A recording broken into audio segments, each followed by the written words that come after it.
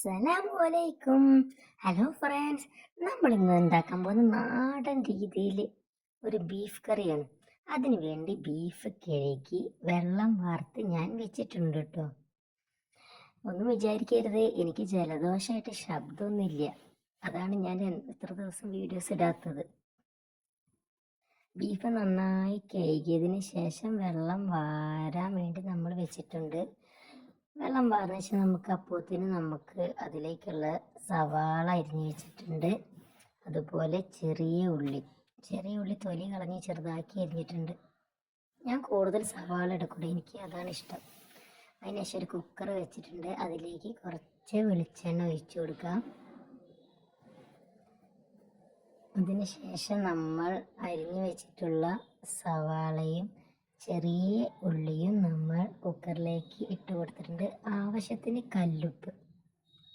എന്നിട്ട് നന്നായി നമുക്ക് മിക്സ് ചെയ്യാം. ഇവ ഒന്ന് മൂത്ത് കിട്ടാൻ വേണ്ടിയിട്ടാണ് നമ്മൾ ഉപ്പിട്ടത്.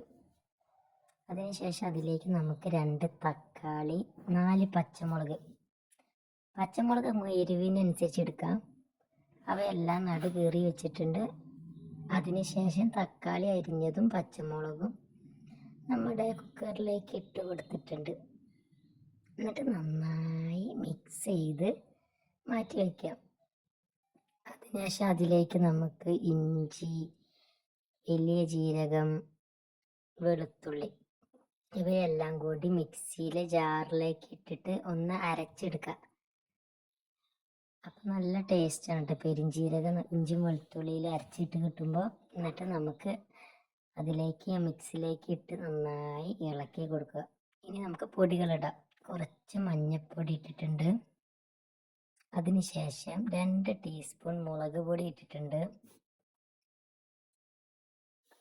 അതിനുശേഷം നമുക്ക് മല്ലിപ്പൊടി. ഗ്യാസ് കുറച്ച് വെക്കണം കേട്ടോ, അല്ലെങ്കിൽ ഈ പൊടികളൊക്കെ ഒന്ന് കരിഞ്ഞു പോകും. എന്നിട്ട് നന്നായി മിക്സ് ചെയ്ത് പച്ചമണം പോയതിന് ശേഷം അടി പിടിക്കാണ്ടിരിക്കാൻ കുറച്ച് വെള്ളം ഒഴിച്ച് കൊടുക്കണം കേട്ടോ. അതിനുശേഷം അതിലേക്ക് കുറച്ച് ഉലുവ, കുരുമുളക് പൊടി, ഗരം മസാല ഇതൊന്ന് നന്നായി മിക്സ് ചെയ്യുക.